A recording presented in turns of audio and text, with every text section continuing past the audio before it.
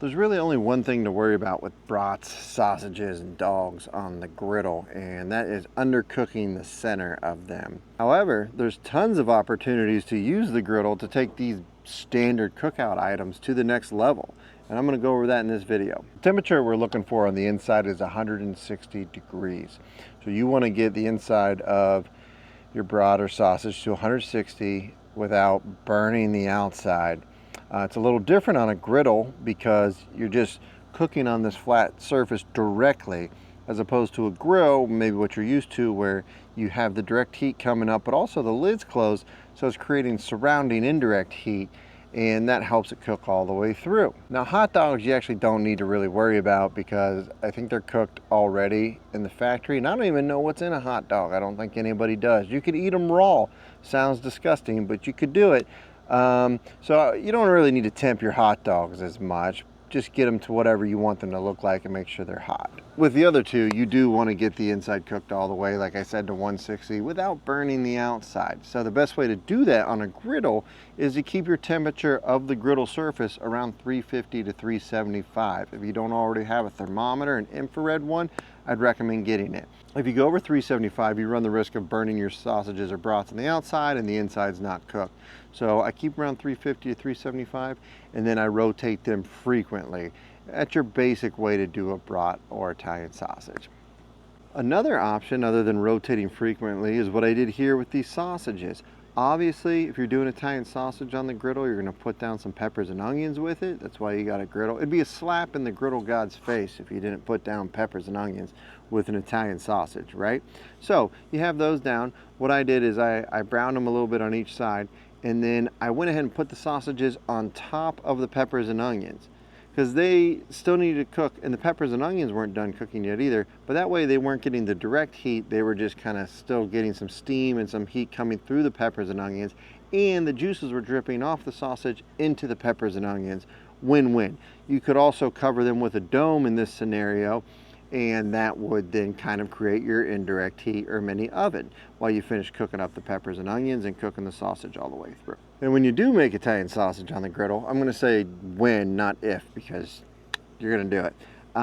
You can put a pot of marinara or red sauce or gravy, as Paulie would call it from The Sopranos, on the griddle, which is a nice thing to do on a griddle. You can just put a pot right on there.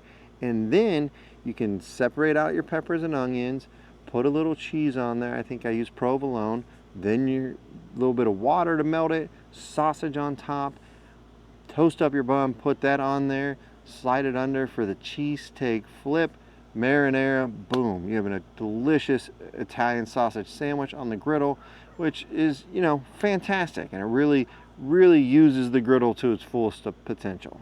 To be a brat or not to be a brat? That is the question. I used to always put my brats in a beer bath before they went on the griddle or the grill or whatever. And then I had a commenter say, please stop putting your brats in beer. It's washing away all of the juices and flavor. And I did some research and I couldn't find like a distinct answer on if you should or should not do that. I mean, I thought everybody did them in beer. But, you know, I tried them both ways. I don't know if I could tell the difference, if I thought they were that much juicier by not soaking them in beer. But, you know, let me know in the comments what you think, if you've heard this or if this is familiar to you at all, because it kind of, you know, is new to me. I get the logic. I'm not arguing his logic. That does make sense, that the juices are coming out and you're just washing them away in the beer mixture. But interesting thought. Anyways, if you do boil them in beer, that's a surefire way to get them cooked all the way through before you mark the outside and get some color. So that's the third way to do it. You can keep the griddle low at 350. You could put them on your peppers and onions and dome them, or you could boil them in some beer. And also, if you throw onions in with the beer, some garlic or whatever you like for your beer brats, then you have a nice little tasty topping at the end. You can pull the onions out, put them on the griddle. You know, tons of ways to go with that. So that's another way to do it to make sure they cook all the way through. In my recent video, where I tested 6 different Johnsonville brats to see which one was the best, I didn't do the beer. I just kept flipping them and rolling them, and I had to put them on like stacked up next to each other, try to get all sides. And they got cooked through fine. They got to about 155, 156, then I pulled them. They're gonna rise the other 5 degrees. And so that worked out well without the beer. So, you know, you can do it Either way, just keep in mind those 3 different ways to do it. Obviously, onions on the griddle are great with brats, but my little tip here too that I really enjoy is pierogies. I found some frozen pierogies from Mrs. T's, and they're super simple. I just put them on the griddle with some brats, do about 5 minutes per side until they get brown. I also took some onions out of the beer bath and put those with the pierogies, and then domed all of them, you know, to cook them all the way through.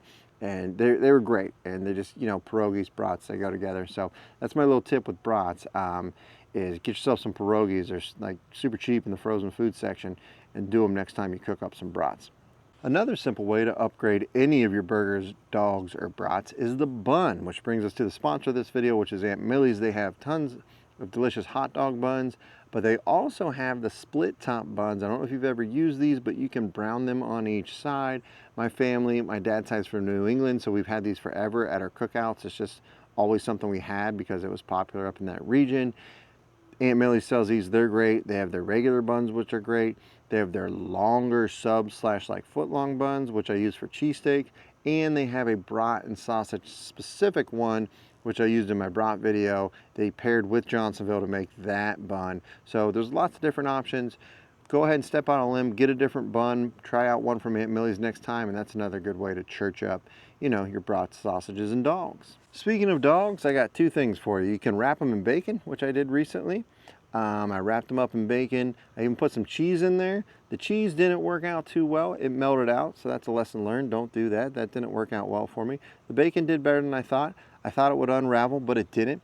I just kept turning it, and I was worried about the bacon cooking all the way through, but I just kept turning it, and all the bacon cooked eventually, and it turned out to be a pretty good dog. Like, it was a really good dog. Probably this would be better in the oven or on the grill, but it's an option on the griddle that you have. The nice part about doing it on the griddle is that I then threw down some peppers and onions, which is always a good addition to some hot dogs, right? I hit them up with some Montreal steak seasoning. I use that as like a salt and pepper all-purpose seasoning every now and then because I just like it. It's heavy in the pepper, and that, in my opinion, is good for peppers and onions. So yeah, they turned out well because I could cook all the peppers and onions in the bacon grease.